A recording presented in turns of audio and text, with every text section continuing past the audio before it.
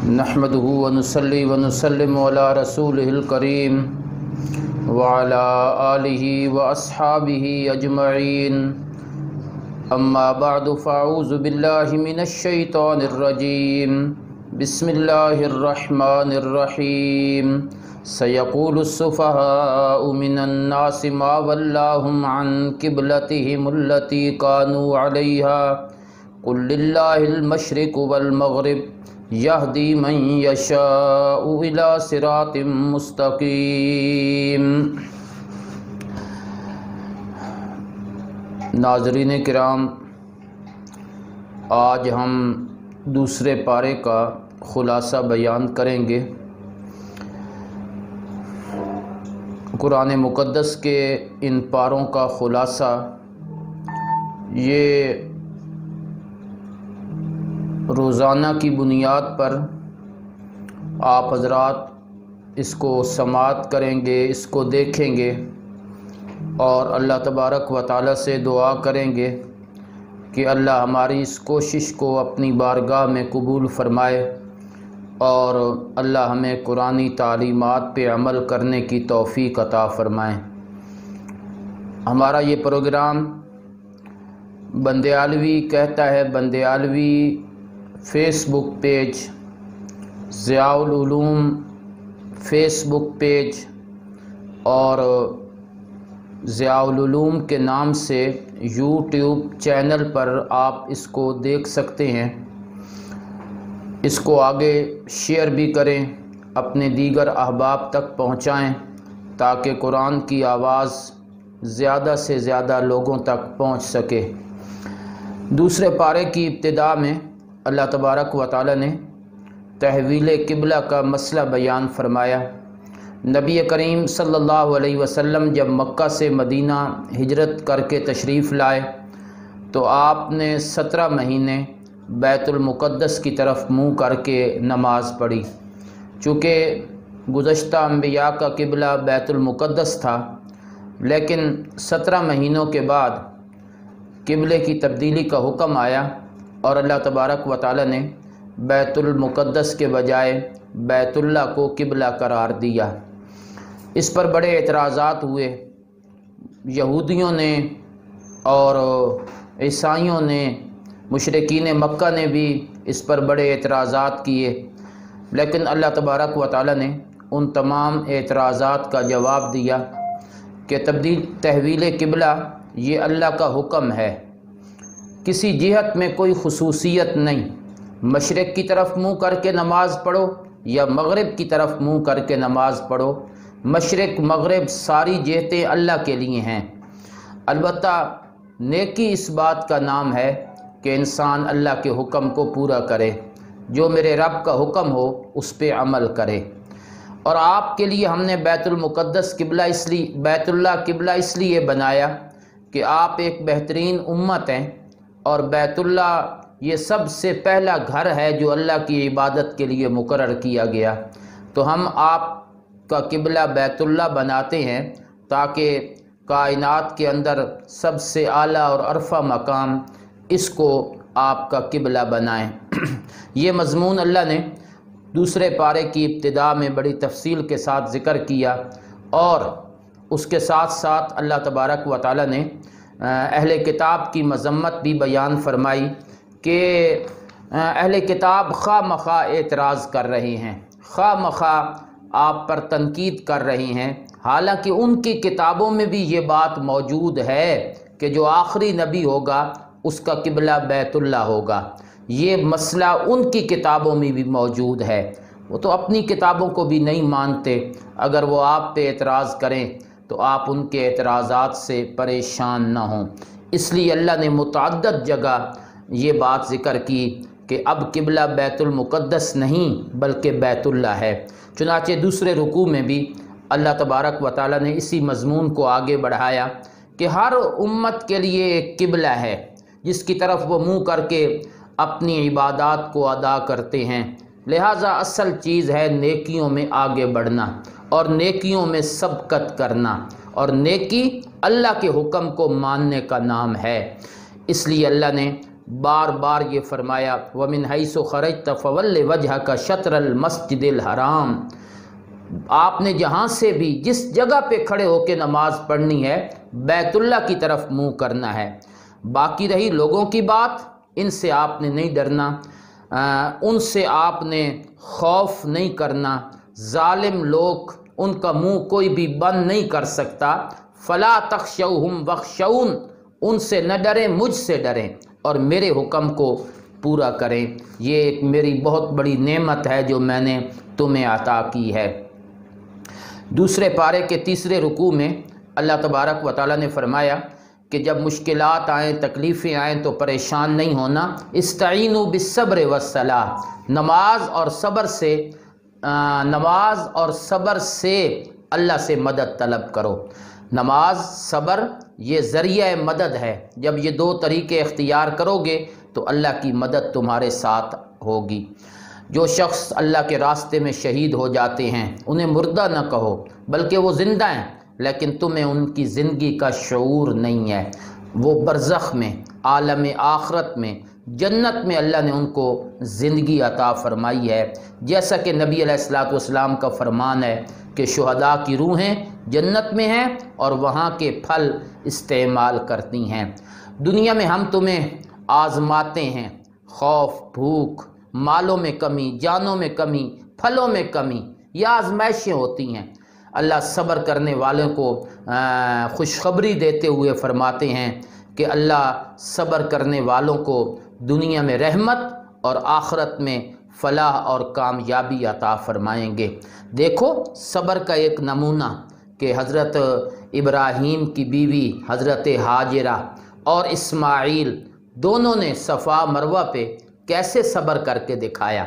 अल्लाह ने वहाँ आब ज़मज़म और ऐसा शानदार पानी उनको अता किया कि अल्लाह ने उसमें रहती दुनिया के इंसानों के लिए शिफा बना दी। फिर अल्लाह ने यहूदियों का तज़किरा फरमाया कि जो लोग हक़ बात छुपाते हैं और हक़ बात पे पर्दा डालते हैं, सच्ची बात लोगों को नहीं बतलाते, ऐसों के लिए अल्लाह की लानत है। वो दुनिया में भी ज़लील होंगे और आखरत में भी ज़लील होंगे और वो अज़ाब कभी उनसे हल्का नहीं किया जाएगा। फिर जब रुकू मुकम्मल हुआ तो अल्लाह ने दोबारा मसला तौहीद को बयान किया। व इलाहुकुम इलाहुम वाहिद, तुम्हारा इलाह एक ही इलाह है, उसकी उलूहियत में कोई शरीक नहीं है। ये वो मसला है जो बयान करोगे लोग मुखालफत करेंगे, लेकिन आपने मुखालफत की परवाह नहीं करनी। रुकू नंबर 4 में अल्लाह ने इस मसले पर दलाइल ज़िक्र किए। देखो ज़मीन व आसमान की तख्लीक, दिन और रात का मुख्तलिफ होना, कश्तियाँ जो समंदर में चलती हैं, अल्लाह ने आसमान से जो पानी उतारा है, फिर अल्लाह उसके ज़रिए ज़मीन को ज़िंदा करते हैं, आबाद करते हैं। अल्लाह ने ज़मीन में कितनी चीज़ों को फैला दिया और हवाएं जो दाएं से बाएं और बाएं से दाएं चलती हैं, ये सब मेरे रब की कुदरत की निशानियां हैं। ये इस बात की दलील हैं कि वो वहदहू ला शरीक है और उसकी इबादत में किसी को शरीक न बनाया जाए। फिर अल्लाह उन लोगों की मजम्मत करते हैं जो अल्लाह के साथ औरों को शरीक बनाते हुए उनसे इस तरह मोहब्बत करते हैं जिस तरह अल्लाह से मोहब्बत की जाती है। उनको माबूद बना लेते हैं, उनकी इबादत शुरू करते हैं। क़यामत के दिन ये सब रिश्ते मुनक़ते हो जाएंगे और ये आबिद और माबूद एक दूसरे को पहचानने से इनकार कर देंगे और एक दूसरे के ख़िलाफ़ बातें करेंगे, लेकिन वहाँ सिवाय हसरत और नाकामी के कुछ भी उनका मुक़द्दर नहीं बनेगा। रुकू नंबर 5 में अल्लाह तबारक व तआला ने फरमाया, या युहन्नास कुलू मिम्मा फ़िल अर्ज़ हलालन तय्यबा, कि हलाल चीज़ खाओ और हलाल और पाकीज़ा चीज़ इस्तेमाल करो। शैतान के नक्शे कदम पे न चलो जो तुमसे हलाल को हराम करवाता है और हराम को हलाल करवाता है। ये हिल्लत और हुर्मत के इख्तियार मेरे अल्लाह के पास हैं। शैतान तुम्हें चीज़ों की हुर्मत और चीज़ों की हिल्लत इस पर तुम्हें आमादा करता है, हालांकि हिल्लत और हुर्मत के फ़ैसले अल्लाह तबारक व तआला फरमाते हैं। और जब इन्हें कहा जाता है कि अल्लाह के अहकाम को मानो तो कहते हैं हम तो अपने बड़ों के अकीदे पर कायम हैं। अल्लाह फरमाते हैं अगर बड़े गुमराह हों तो क्या फिर भी उनकी इत्तिबा करोगे? इत्तिबा तो उस वक़्त की जाती है جب بڑے ہدایت پر ہوں، اور اگر وہ گمراہی کا شکار ہوں تو پھر ان کی اتباع نہیں کرنی۔ پھر اللہ نے انما حرم علیکم المیتہ، اس آیت میں ان چیزوں کا ذکر کیا ہے جس کو اللہ نے حرام قرار دیا ہے۔ اس میں مردار ہے، خون ہے جو گلے سے نکلتا ہے، خنزیر کا گوشت ہے، اور ان تینوں سے بڑھ کر وہ چیز ہے جس کو غیر اللہ کے تقرب کے لیے نامزد کیا جائے، نظر و نیاز ہے، یا کوئی اور چیز جو اللہ کے علاوہ کسی اور کے نام کی دی جائے، اس عقیدے کے ساتھ کہ جس کے نام کی میں نظر و نیاز مان رہا ہوں وہ میرے حالات سے واقف ہے، میرے حالات کو جانتا ہے، یہ میرے رب کی صفت ہے، اس صفت میں اللہ کا کوئی شریک نہیں، تو نظر و نیاز اللہ کے نام کی دینی ہے، غیروں کے نام کی نہیں دینی۔ ہاں اگر کوئی آدمی لاچار اور مجبور ہو جائے، مر رہا ہو اور کوئی حلال چیز موجود نہ ہو، اس کے لیے گنجائش ہے کہ حرام کے چند لقمے کھا لے تاکہ اپنی جان بچائے، اللہ اس کے گناہ کو معاف فرما دیں گے۔ اس بات کا تذکرہ کرتے ہوئے آگے اللہ نے فرمایا کہ میرے احکام کو چھپاؤ نہیں اور اس کے بدلے میں پیسے نہ خریدا کرو، صحیح باتیں لوگوں کو بتلایا کرو۔ جو لوگ اللہ کے احکام کو چھپا کے مال کماتے ہیں وہ حقیقت میں جہنم کی آگ اپنے پیٹوں میں بھر رہے ہیں، قیامت کے دن اللہ ان سے بات بھی نہیں کریں گے۔ رکوع نمبر 6 میں اللہ تبارک و تعالیٰ نے پھر اس بات کو ذکر کیا کہ نیکی اس بات کا نام نہیں ہے کہ تم چہرہ مشرق یا مغرب کی جانب کرو۔ نیکی ایمان، اعمال صالحہ، فرشتوں پر ایمان لانا، اللہ کے راستے میں مال خرچ کرنا، یتیموں مسکینوں کو دینا، وعدوں کو پورا کرنا، اس چیز کا نام نیکی ہے۔ اس کے بعد اللہ نے کچھ ایسے امور کا ذکر کیا ہے جن کا تعلق معاشرے کی اصلاح کے ساتھ ہے۔ اس میں سب سے پہلا حکم ہے قصاص کا، کہ اگر کوئی کسی کو عمدن قتل کر دے تو اس کے بدلے میں اس کو قتل کر دیا جائے۔ ہاں اگر مقتول کے ورثاء معاف کر دیں، بالکل معاف کر دیں، یا کوئی پیسے لے کر صلح کر لیں تو فرمایا پھر ہم قصاص کا حکم اٹھا لیتے ہیں۔ پھر چاہیے کہ معاملے کو اچھے طریقے سے نبھا لیا جائے۔ یہ قصاص ایسی چیز ہے کہ جس کی وجہ سے معاشرے کے اندر امن رہتا ہے۔ اس کے بعد دوسرا حکم آیا کہ جب کوئی آدمی فوت ہونے لگے تو اس کو چاہیے کہ اپنی مال کے بارے میں وصیت کر کے جائے کہ میرا مال صحیح جگہ پہ استعمال کرنا ہے، میرے ورثاء کو صحیح طریقے سے ادا کرنا ہے۔ رکوع نمبر 7 میں اللہ تبارک و تعالی نے رمضان المبارک کے احکام بیان فرمائے کہ روزہ ہم نے تم پہ فرض کیا ہے جیسا کہ پہلے لوگوں پہ فرض کیا گیا۔ پھر اس میں آسانیاں بڑی ہیں، ایک تو گنتی کے دن ہیں، پھر اگر کوئی مریض ہو یا مسافر ہو تو اس کو اجازت ہے کہ وہ روزہ نہ رکھے، پھر اگلے دنوں میں ان کی قضا کر لے، مسافر بھی قضا کر لے، اور مریض اگر ایسی کیفیت میں ہے کہ دوبارہ صحت مل سکتی ہے تو وہ بھی قضا کر لے، اور اگر بالکل روزہ رکھنے کی طاقت نہ ہو، ایسا مریض، ایسا بوڑھا جو روزہ نہیں رکھ سکتا، تو اس کا فدیہ ادا کرے۔ وہ فدیہ ایک مسکین کو صبح و شام کھانا کھلانا ہے ایک روزے کے بدلے میں۔ رمضان کی فضیلت ذکر کرتے ہوئے فرمایا کہ رمضان وہ مہینہ ہے جس میں قرآن اتارا گیا ہے، اور اس قرآن کی وجہ سے اللہ نے رمضان کو تمام مہینوں کا سردار بنا دیا۔ یہ فضیلت رمضان کو قرآن کی وجہ سے ملی ہے۔ اس لیے اللہ نے پھر ایک مسئلہ ذکر کیا اس رکوع میں کہ وَإِذَا سَأَلَكَ عِبَادِي عَنِّي فَإِنِّي قَرِيب۔ یہ پورے قرآن کا خلاصہ ہے کہ جب بندے میرے بارے میں پوچھتے ہیں میں بہت قریب ہوں، پکارنے والے کی پکار سنتا بھی ہوں، جواب بھی دیتا ہوں، تو لوگوں کو چاہیے کہ مجھے پکاریں۔ اس کے بعد اللہ نے رمضان کے احکام میں اس بات کا ذکر کیا کہ رمضان کی راتوں میں کھانے پینے کی اجازت ہے، اپنے حقوق ادا کرنے کی اجازت ہے، لیکن جب بندہ اعتکاف میں بیٹھا ہو تو پھر اس کے لیے رات کے وقت بھی اپنی بیوی کے ساتھ ملنا، مباشرت کرنا، اس سے روک دیا گیا ہے۔ لیکن اعتکاف کے علاوہ باقی دنوں میں، رمضان کی راتوں میں آپ وہ سارے کام کر سکتے ہیں جو عام دنوں میں انسان کے لیے جائز ہیں۔ آخری آیت میں اللہ نے وَلَا تَأْكُلُوا أَمْوَالَكُمْ پورے روزے کا خلاصہ بیان فرما دیا کہ روزہ اس بات کا سبق دیتا ہے کہ آپس میں ایک دوسرے کا مال غلط طریقے سے نہ کھایا کرو، اور رشوت کے طور پہ اپنے حکام کو وہ مال مت پہنچایا کرو۔ جب تم نے میرے کہنے پر حلال چیز کو چھوڑ دیا ہے تو حرام چیزوں سے بھی بچ جاؤ۔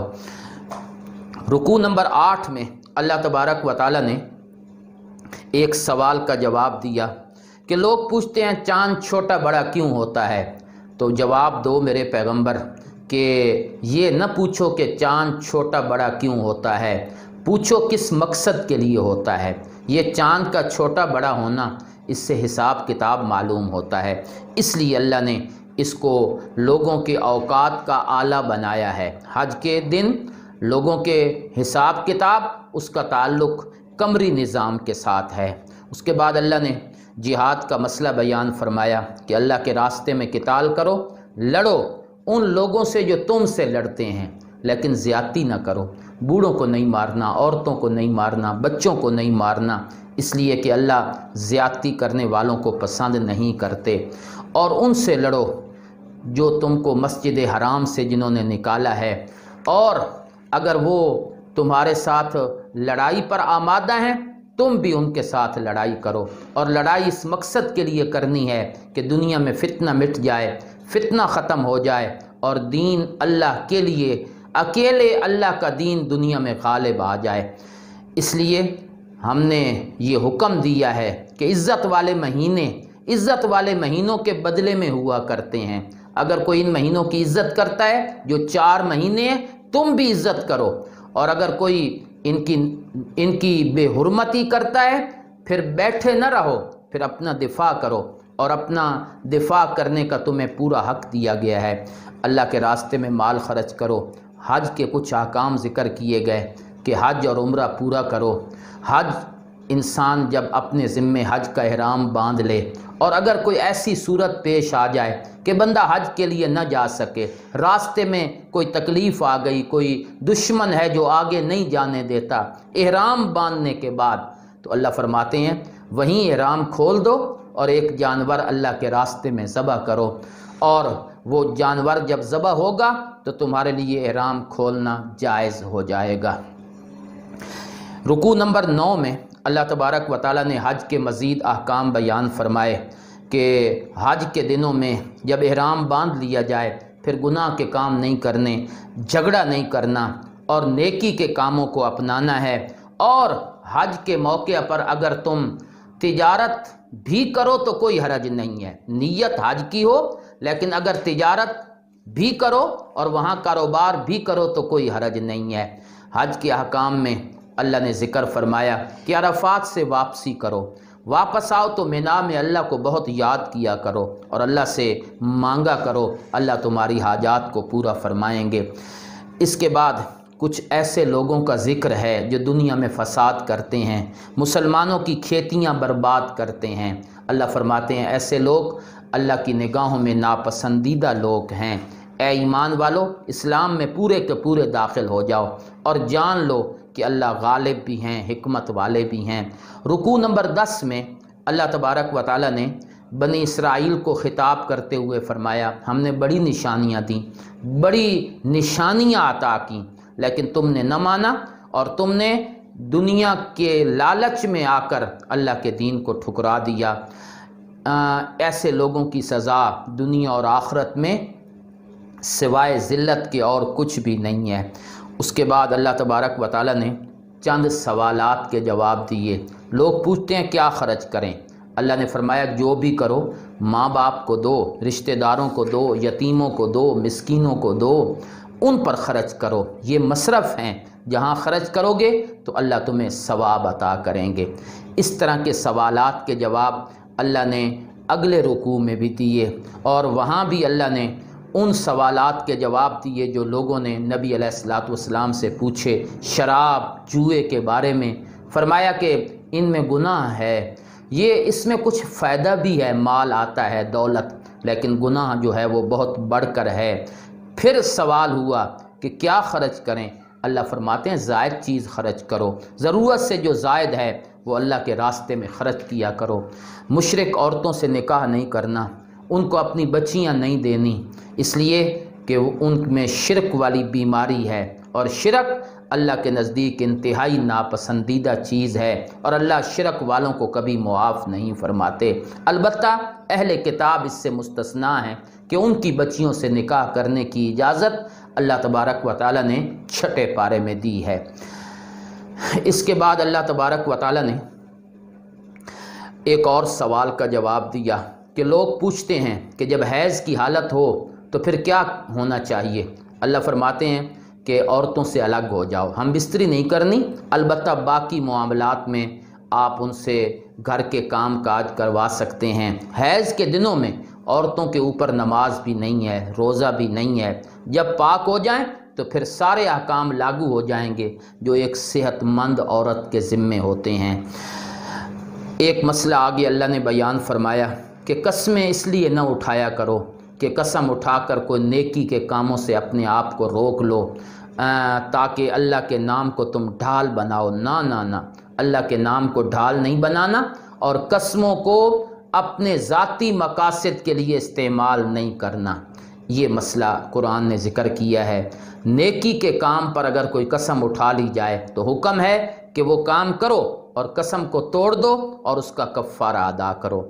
اس کے بعد آنے والے کئی رکوعوں میں اللہ تبارک و تعالیٰ نے عورتوں کے احکام بیان فرمائے، مثلا طلاق کا حکم کہ جب طلاق ہو جائے تو اس کے بعد عورتیں 3 حیض تک انتظار کریں، اس کے بعد پھر ان کو اجازت ہے کہ وہ کہیں اور نکاح کریں، اور ان 3 حیض کے اندر اگر 3 طلاقیں نہ ہوں، 1 یا 2 ہوں تو خامن دوبارہ رجوع بھی کر سکتے ہیں۔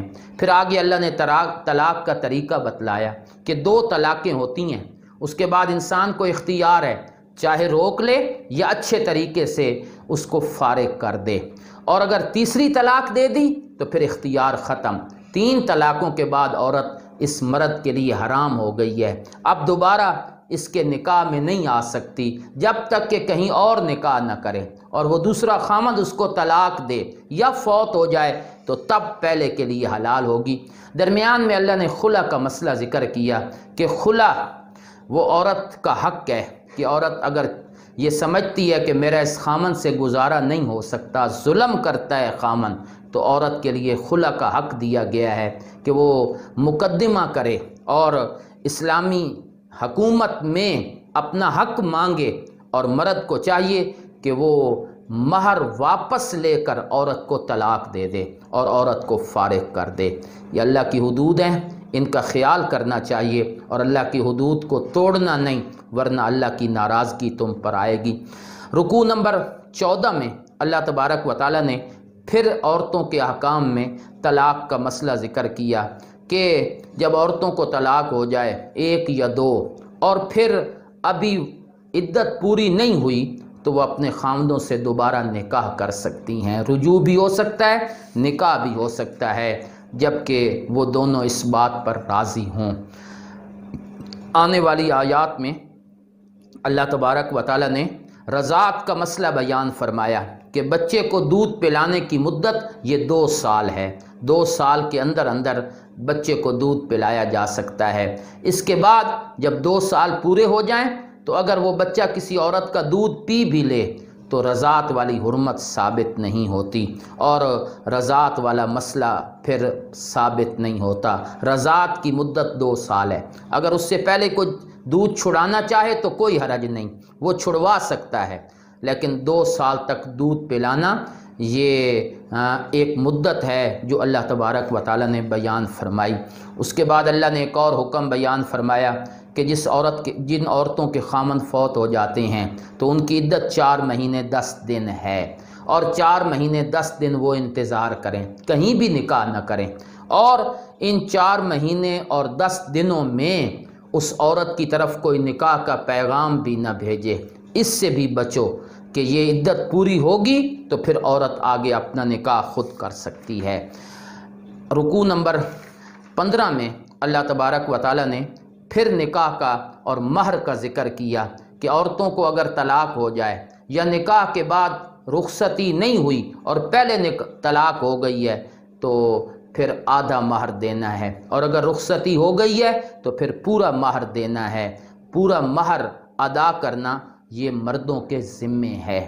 نماز کی حفاظت کرو، خاص طور پہ عصر کی نماز، اس کی حفاظت کرو، اور ان نمازوں کی حفاظت کرو گے تو دل میں عاجزی آئے گی، اور جب عاجزی آئے گی تو اللہ کے احکام پہ عمل کرنا آسان ہو جائے گا۔ آخری 2 رکوعوں میں، دوسرے پارے کے آخری 2 رکوعوں میں اللہ نے پھر جہاد کا مسئلہ بیان کیا کہ لوگ جہاد اس لیے نہیں کرتے کہ موت کا ڈر ہے۔